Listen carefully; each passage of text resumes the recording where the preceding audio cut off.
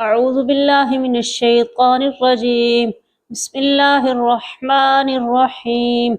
وإذ استسقى موسى لقومه فقلنا اضرب بعصاك الحجر فانفجرت منه اثنتا عشرة عينا قد علم كل أناس مشربهم كلوا واشربوا من رزق الله ولا تعثوا في الأرض مفسدين.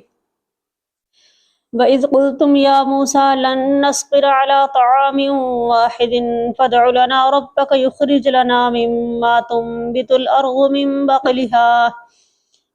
بقلها وقثائها وفومها وعدسها وبصلها قال أتستبدلون الذي هو أدنى بالذي هو خير اهبطوا مصرا فإن لكم ما سألتم وضربت عليهم الذلة والمسكنة وباءوا بغضب من الله ذلك بأنهم كانوا يكفرون بآيات الله ويقتلون النبيين بغير الحق ذلك بما عصوا وكانوا يعتدون. إن الذين آمنوا والذين هادوا والنصارى والصابئين من آمن بالله واليوم الآخر وعمل صالحا فلهم أجرهم عند ربهم ولا خوف عليهم ولا هم يحزنون. وإذ أخذنا ميثاقكم ورفعنا فوقكم الطور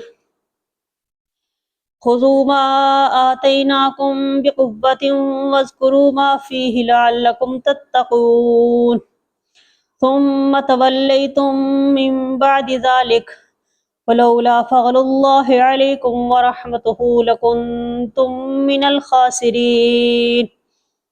ولقد علمتم الذين اعتدوا منكم في السبت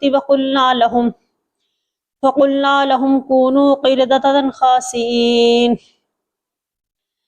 وجعلناها نكالا لما بين يديها وما خلفها وموعظة للمتقين.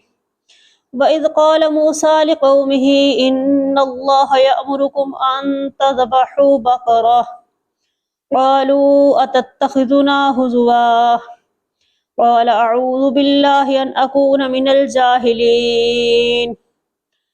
قالوا ادع لنا ربك يبين لنا ما هي قال إنه يقول إنها بقرة لا فارض ولا بكر عوان بين ذلك ففعلوا ما تؤمرون.